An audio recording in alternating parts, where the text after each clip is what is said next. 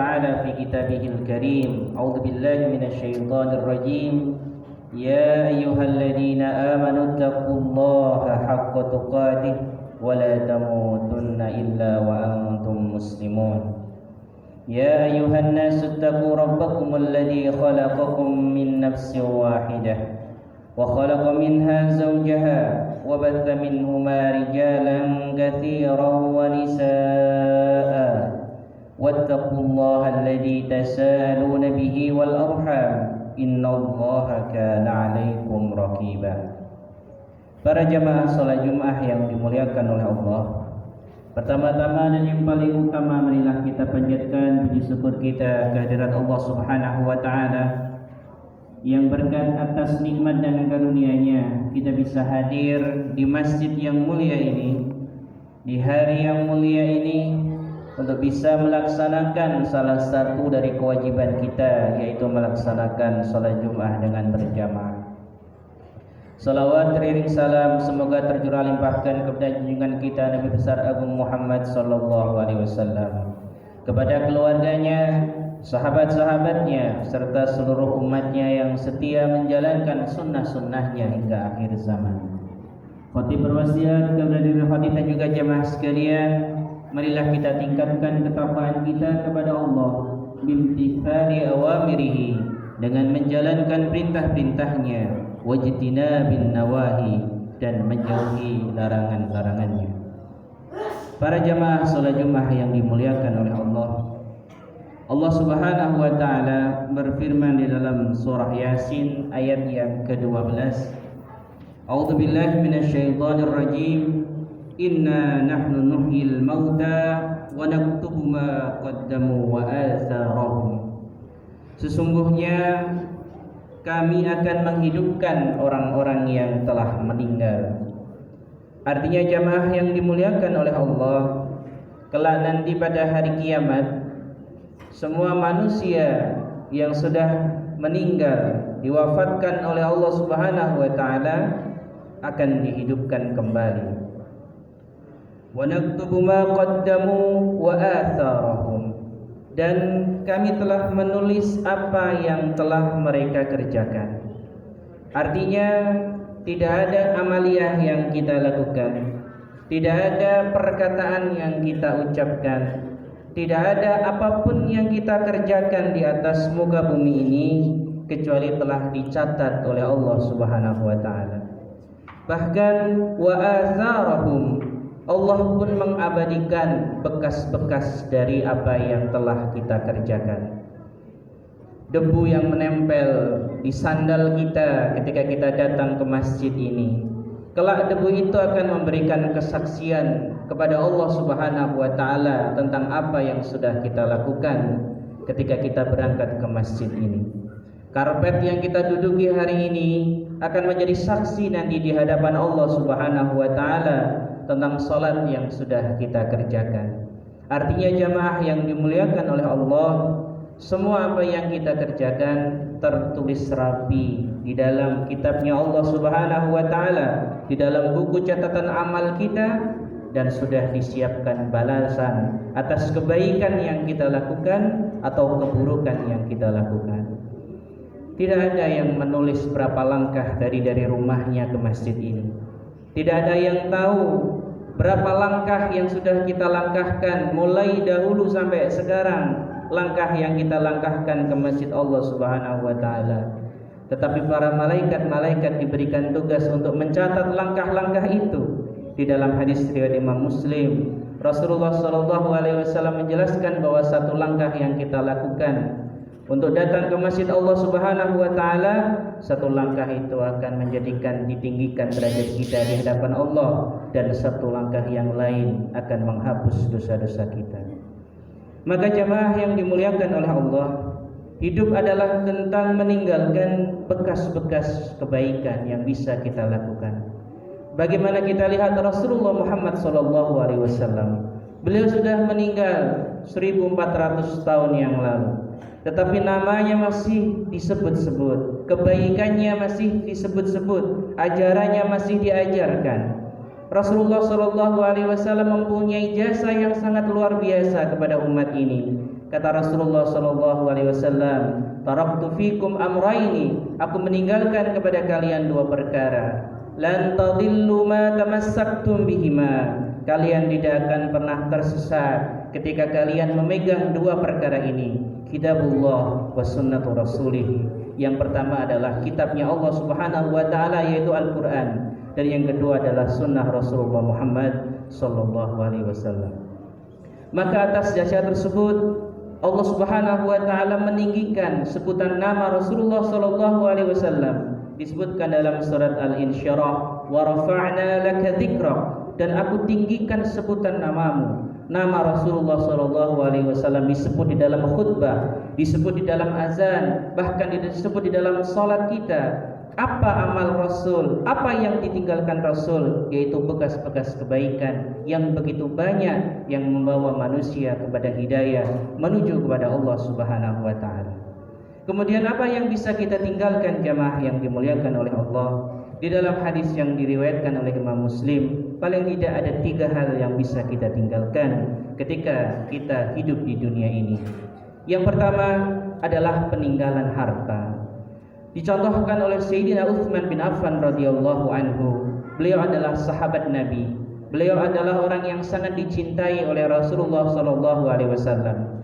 Sayyidina Utsman bin Affan radhiyallahu anhu, ketika dulu para sahabat kesulitan untuk mendapatkan air, Rasulullah sallallahu alaihi wasallam memerintahkan salah seorang sahabat untuk membeli sumur dan diwakafkan. Sehingga Sayyidina Utsman bin Affan radhiyallahu anhu membeli sumur. Sumur itu bernama Sumur Raumah. Beliau bukan hanya membeli sumur tersebut, beliau juga membeli perkebunan yang ada di sekitar sumur tersebut untuk diwakafkan untuk kebaikan kaum muslimin.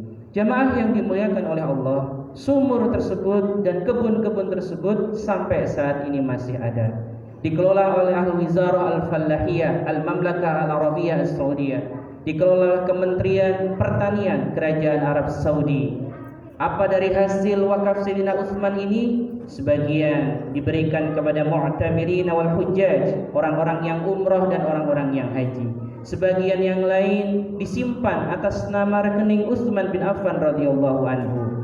Bahkan dari rekening tersebut dibangun satu hotel yang begitu megah di komplek Masjid Nabawi. Tertulis besar di dalam hotel di atas hotel tersebut, Waqfu Utsman bin Affan, wakaf dari Utsman bin Affan. Inilah jamaah yang dimuliakan oleh Allah, hakikat orang yang kaya, yang sebenar-benarnya kaya, karena dia membawa kekayaannya sampai dia meninggal. Dia terkubur di bawah tanah, tetapi pahalanya terus mengalir dari harta yang pernah dia kumpulkan di dunia ini. Maka jamaah yang dimuliakan oleh Allah, ketika Allah berikan kita banyak rizki, diberikan kepada kita banyak harta, maka pilihlah untuk meninggalkan bekas-bekas kebaikan dengan menggunakan harta kita. Lalu bagaimana ketika Allah Subhanahu wa taala menguji kita dengan ketiadaan harta, kemiskinan, kekurangan? Apa yang bisa kita tinggalkan di dunia ini? Yang kedua yang bisa kita tinggalkan adalah aw ilmin yuntafa'u bihi, yaitu ilmu yang bermanfaat. Ajarkanlah tetangga-tetangga kita untuk datang ke masjid. Ajarkanlah anak-anak kita untuk membaca Al-Quran, untuk menghafal Al-Quran. Biasakanlah diri kita ketika melaksanakan suatu kebaikan, kita tularkan kebaikan itu kepada orang lain. Karena ketika kita mengajarkan suatu kebaikan kepada orang lain, kita akan mendapatkan pahala dari kebaikan itu dan pahala orang yang melakukan kebaikan tersebut. Rasulullah sallallahu alaihi wasallam bersabda, "Man sanna fil Islami sunnatan hasanatan falahu ajruha wa ajru man 'amila biha." Orang yang memberikan contoh kebaikan, maka baginya pahala dari kebaikan itu dan pahala orang lain yang melakukan kebaikan itu. Maka jamaah yang dimuliakan oleh Allah, ilmu yang bermanfaat ini adalah amalan para ulama-ulama kita, para orang-orang yang diberikan di dalam hatinya ilmu-ilmu Allah Subhanahu wa taala, sehingga dengan ilmu tersebut kelak ketika diwafatkan oleh Allah Subhanahu wa taala, mereka masih mendapatkan kiriman pahala dari Allah Subhanahu wa taala. Lalu bagaimana ketika kita belum mempunyai harta yang cukup untuk menjadi peninggalan terbaik kita? ataupun kita belum mempunyai cukup ilmu untuk kita bisa bagi kepada orang-orang yang ada di sekitar kita. Jamaah yang dimuliakan oleh Allah, yang ketiga yang menjadi tinggalan kita adalah awwaladin salihin yad'ulah. Tinggalkanlah anak-anak yang saleh yang mampu mendoakan diri kita nanti ketika kita ditinggalkan, ketika kita meninggal kelak nantinya.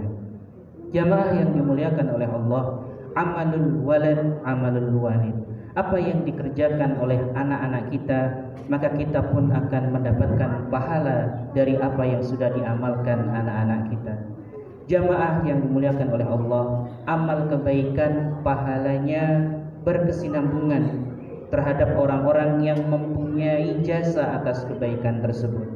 Ketika kita sholat di Masjid Asy-Syuhada ini, maka bukan hanya kita yang mendapatkan pahala sholat kita, tapi orang-orang yang menyumbang di masjid ini, orang-orang yang membangun masjid ini, orang-orang yang membayar listrik masjid ini, bahkan orang-orang yang menyapu membersihkan masjid ini. Artinya pahala itu adalah sesuatu yang bersekutu. Semua orang yang mempunyai peran atas pahala tersebut akan mendapatkan pahala juga.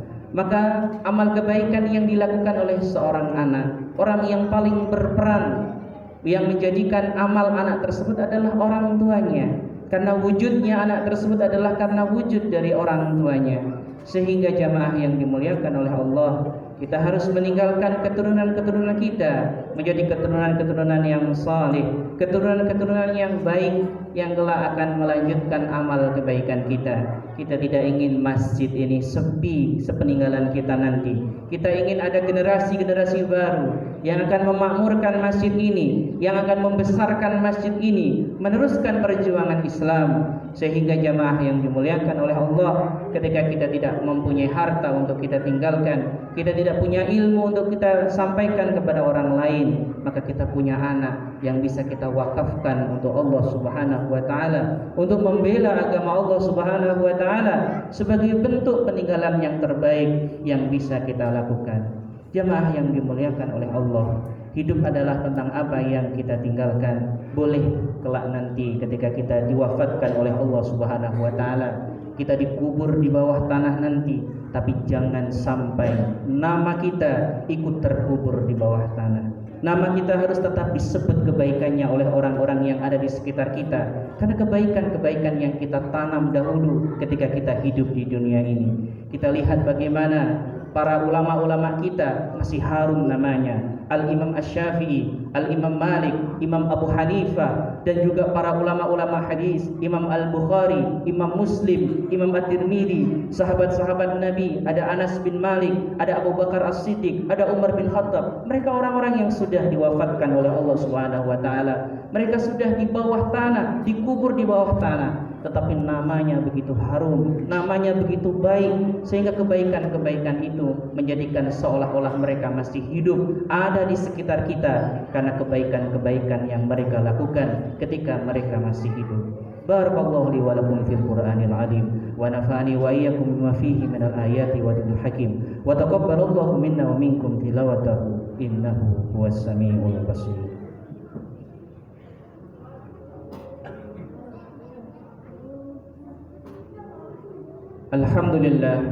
Alhamdulillahilladzi an'amana bi ni'matil imani wal islam. Asyhadu an la ilaha illallah wa asyhadu anna Muhammadan 'abduhu wa rasuluh.